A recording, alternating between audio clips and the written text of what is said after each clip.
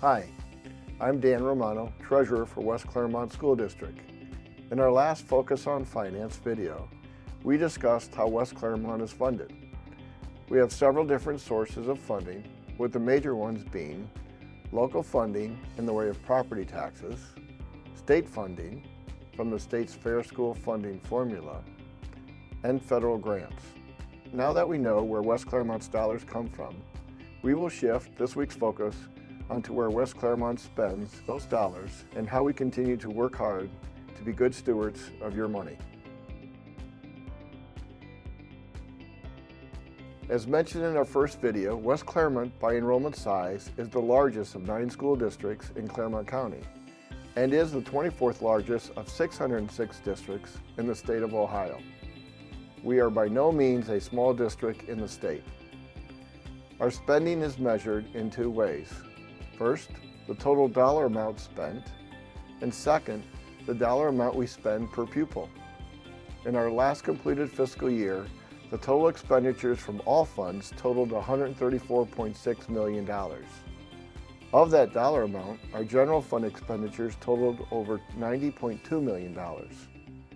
Our calculated expenditures per pupil, as determined by the state and disclosed in the state's CUP report, equaled $12,810 per pupil.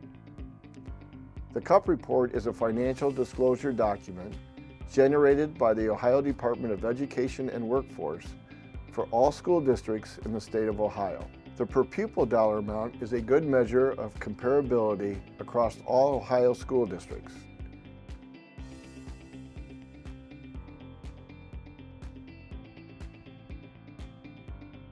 Typically, our operating expenses are categorized in 2 ways. The first is by the functional area, or where money is spent. The second is by what the dollars are spent on. The 5 functional areas are instruction, which covers expenditures associated with teaching and student instruction. These expenses are primarily in the classroom. The second is pupil support, which covers expenditures for non-instructional services to students, such as counseling and health services. Staff support, which covers expenditures supporting school district staff, including training and professional development. Administration. These are for expenditures that cover and are related to administrative personnel, both district and building leadership. They include salaries and other expenses. The last is building operation. This covers expenditures for building maintenance, utilities, and operations. The second way to categorize expenses are by what the dollars are spent on. There are 5 ways, and they include salaries and wages, employee retirement and insurance benefits, supplies and materials, purchased and contract services, capital outlay, and other expenses. When we combine these 2 spending dimensions, we create a spending matrix that allows us to identify both the where and what of our spending.